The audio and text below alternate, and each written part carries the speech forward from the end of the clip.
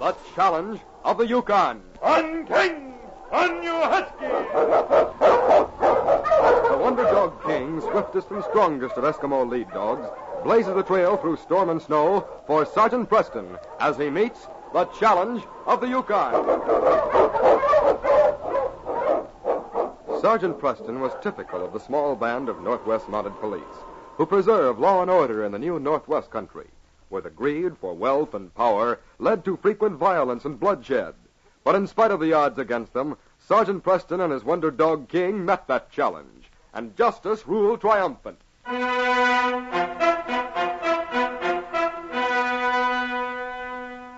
People always look twice at Big Bill Calhoun, not because of any sartorial elegance. Bill's clothes were never pressed and seldom washed, but because he was such a mountain of a man. Big Bill could be a tower of fury or a good-natured hulk shy to the point of embarrassment. On an early spring morning, as he strode down the main street of Whitehorse, he spotted three men whose sled had frozen fast on the icy road in front of Annie Johnson's restaurant. The men were lashing their straining dog team mercilessly, and Big Bill's voice roared at them in sudden fury. Hey, you addle-headed buzzards! Quit hitting them dogs that way. You mind your own business or you'll get a taste of this whip yourself. Get out, you pack of flea-bitten wolf meat. Well, listen, you lily-livered whelps. Put down them whips or I'll bust all your skulls together. Oh, shut up and go on about your business. Go on, march! I'll show you whose business it is, you rat-faced weasels. Here, give me that whip. No, you don't. Hit me with it, will you, why, you weak-kneed baboon? How do you like that? Come on, let's get this guy. All right, come on, both of you. Come up behind me, will you? Hey, look at the fight. It's Big Bill. And you're the last. Now I'll get them whips. Golly, Bill, you knocked all three of them out. What happened, Bill? Oh, they was beating their dogs, the dirty weasels. Well, what's going on here? Oh, Annie, you. Bill Calhoun, you've been fighting again. I saw it all, Aunt Annie. Those men were beating their dogs, and Bill knocked them all out. I'm sorry, Annie. I must have lost my temper for a minute. A minute? Huh. I'm glad it wasn't longer than that. You better come in my place. Let me fix that eye. Oh, Annie, that ain't nothing. Pete, get some men take care of these three carcasses lying there. Take them into Jim's bar and bring them to. Sure, Annie, sure. Come on in, Bill. Aunt Annie can fix black eyes something wonderful. Oh. Now, Bobby, you know it ain't right to get black eyes. Sit down there, Bill. I'll get something for that shiner. Gee, Bill, when I grow up, I hope I can fight as good as you. Bing! One fell over the sled. Bang! The other almost turned a somersault. Whang! The other one... Bobby, you should never fight. It ain't a nice thing to do. You ought to count 10 before you lose your temper. You ought to... All right, Bill. Stop trying to lecture. You ain't any good at it. Well, I was just trying to remember what I'm always telling you. Now, let me put this raw beefsteak on your eye. Gee, Annie, that's wonderful. That's awful. You know, it seems like an awful waste of good meat. Here, now. Hold on to it while I tie this bandage. But I won't be able to see. Well, you can look out the other eye, can't you? Hold still now. There. Hello, Bill. Hello, Sergeant Hello. Preston. Hello, Sergeant. Oh, there's King. You're coming after me for disturbing the peace, Preston? No, Bill, but I helped pick up the pieces you left. Guess you had a perfect right to do it, from what the boys tell me. Did they get conscious, or... Well, you messed them up, all right, but nothing too serious. Hello, King. How are you, boy? Let me pat you, you old scamp, you. Why do all dogs like you so much, Bill? That's because Bill knows all about them, Bobby. He's the one man in the Yukon I'd trust with King. King and me is old pals. How's his foot now, Sergeant? It's been fine since you fixed it. I don't approve of fighting, but I'm mighty glad Bill beat them men up. They was abusing their dog something fearful. Gosh, Annie, that's the first time you ever said a thing like that. Well, they're just here for a day or so. I'm glad they're moving on. Look, Bill's feeding his eye meat to King. Bill Calhoun. Well, Annie, you see, it kind of slipped out from under the bandage. Anyway, it cured my eye. It feels better. I guess he'll live, Annie. Come on out and look at these dogs, Bill. They may need some attention. Sure. They was beaten pretty bad. Come back before you go home, Bill. I baked a kite pie for you. Oh, gee, Annie, that's awful nice. You're a one. All right, Bill. Come on. King. Bill, I'm going to bring my puppy over. He's a little sick. Sure, Bobby, bring him over. I'll fix him up. Annie Johnson's a fine woman, Bill. She sure is. She likes you, too.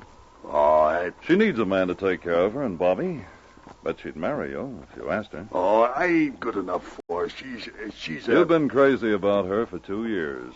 Why don't you ask her? Well, I'll tell you, Sergeant. I can talk my darn fool head off to men, and I can talk to dogs, but when it comes to talking to Annie, well, my face gets hot And your feet get cold.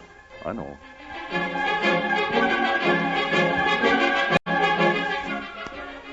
When young Bobby entered Bill's cabin the next morning, he found the big man hunched over a table, his face screwed up with the effort of writing with the stub of a pencil, which he moistened nervously with his tongue. Hello, Bill. I brought my puppy over the way you told me to. Hello, Bobby. I'll look at him in a minute. Lie down there, boy. What are you doing? Writing a letter? Just practicing. Bobby, you a good speller? Sure, I can spell fine. Well, I take the word love, for instance. Would that be spelled L-U-V? Oh, no, it's L-O-V-E. Oh, it is.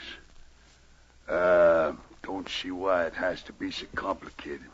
Why don't they spell things the way you talk 'em? Why do you want to spell love? Oh, it's just curious. Now, take the word marry, for instance. Would you spell that wouldn't like a girl's name? You mean if a man marries a woman? Well, yeah. No, there's only one R in a girl's name and two in that kind of marry. 2, huh? Yeah. Funny about names. Now, take the name, well, Annie, for instance. That only has 1 N, I expect, if the name Mary... Oh, no, it has 2 N's. Hey, Bill, what are you writing anyway? Oh, nothing. We better have a look at that dog of yours.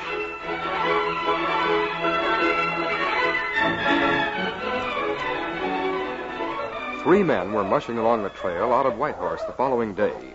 Pierce Logan grumbled as he strode along behind the others. I don't see why we couldn't have waited and got even with that big gorilla. You're yellow, that's all. Well, you're just plain crazy, Pierce. Hanging with big bell Calhoun's like fighting a locomotive. I'd like just one crack at him when he wasn't expecting it. To get even for this bash nose he gave me. Yeah, he sure flattened it, Pierce. You ain't very pretty. My jaw won't never be the same. Hurts to talk even. Hey, look. What's that way over there going through them trees? A bear? Bears don't walk on their hind legs. Hey, it's Bill Calhoun. Oh, yeah, Huskies. Hey, what you doing, Pierce? What if it is big? Must be him. Ain't nobody else that big. Well, let's get out of here quick. I don't want no part of it. Well, I do. I'm taking a shot at that no-good grizzly. Why, Pierce, you ain't gonna shoot him. We ain't murderers. I ain't aiming to kill him. I'll hit him in the leg so as he can sit in the snow and think about us for a while. You hit him. He fell. Come on, Pierce. Even if he just has one leg. I don't want to be in the same county with that one-man tornado. Mush, you Huskies, mush!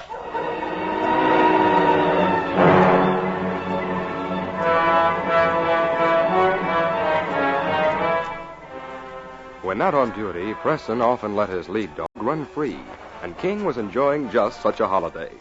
He had been pursuing a rabbit through the woods when he came upon a fresh scent that took him off in another direction, the scent of his old friend Bill Calhoun. He heard the big man before he saw him.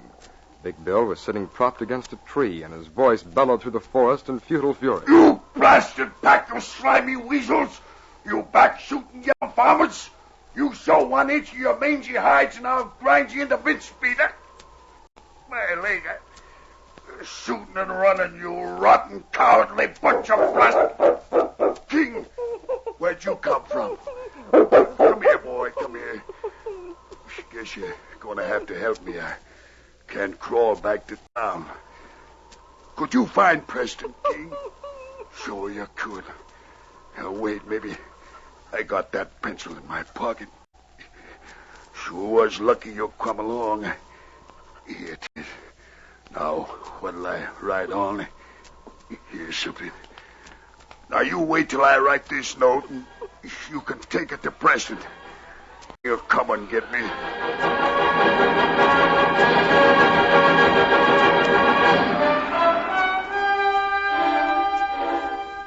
Sergeant Preston was just turning into Annie Johnson's restaurant when he saw King trotting down the main street. Here, King. Come here, fella. Hi there, boy. Have a good run. Come on in here, boy. Hello, Sergeant Preston. Hello, Annie. Well, I'm your first customer. Nobody here. Quiet, King. What's wrong with you? Sergeant, look. What's that hanging on his collar? Piece of paper, ain't it? Oh. Come here, King. Yeah, someone tied a note on him. So that's what's wrong, is it, boy? What is it? Well, let's see. It says, Dear Annie, I can't tell you this to your face, but I love you and want to... Well, Annie, I shouldn't be reading this. It's for you. Here. For me? But what? Oh, why, it's from Bill. Bill? Poor fella. I guess he was too shy to propose any other way. Crazy old coot. I've been waiting for 2 years for him to say this. A couple of times I almost lost my pride and asked him. He thinks he isn't good enough for you, Annie. Good enough for me? Land's sakes, he needs me to take care of it. Look, Sergeant, here's some more writing on the back of this. Oh? Shot in leg, follow King, trail north. Bill. Oh, Sergeant, Bill's hurt. King must have found him. Oh, hurry. You bring him right back here. I have things all ready. Sure, Annie. Guess it's up to you to take care of your future husband. Come on, King. We're going to find Bill.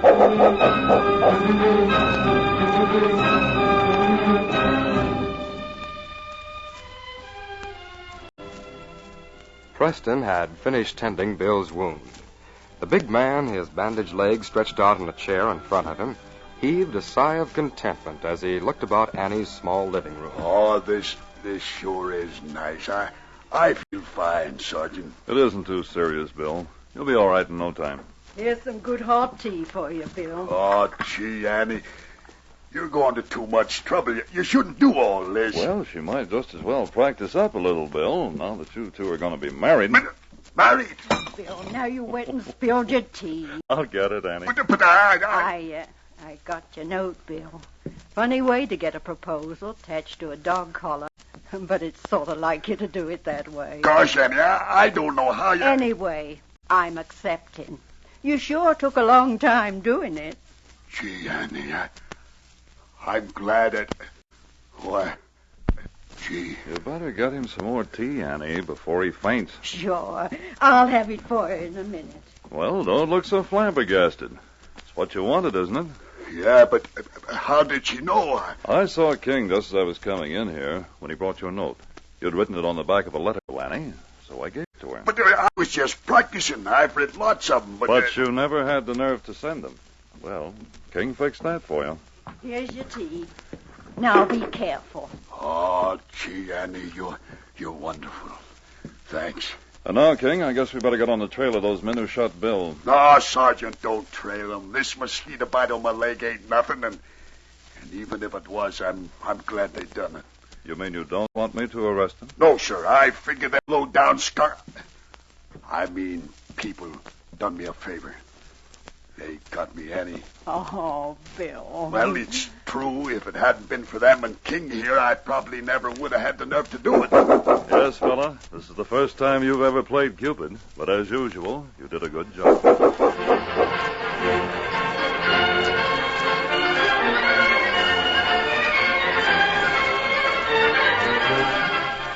These copyrighted dramas originate in the studios of WXYZ Detroit, and all characters, names, places, and incidents used are fictitious.